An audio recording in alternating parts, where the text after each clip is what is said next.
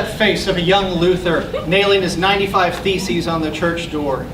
Next year during Halloween, we'll be celebrating the 500th anniversary of that event. An event that, for a lot of people, separates the medieval world from the early modern world. And for historians, a lot of times, those two worlds get studied separately and in isolation. My research tries to bring those two together by looking at the evolution of penance in the medieval period going into the early modern. Now, penance is normally studied theologically. People asking questions about how do you get to heaven, but more importantly, how do you avoid hell? And I'm actually approaching the social functions of penance. Penance as a ritual that can help a community reconcile differences.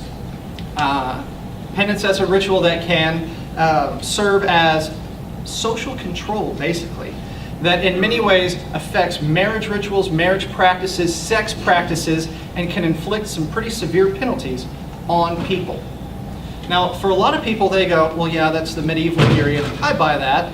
But didn't Protestants come to save us from all that oppression? So I began with the question, do those social functions make their way into a Protestant context? What I found is they do. But each stream of Protestantism does it a little bit differently. So for instance, with Lutherans, I'll point to Luther himself.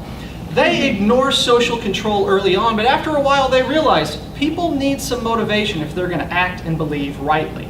So they developed traveling committees that would go out and apply what I will call some pastoral pressure on them.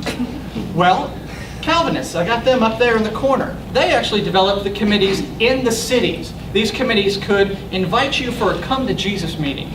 And since they were connected with the civic powers, they could send you to Jesus kind of thing too. But not all groups were associated with civic power.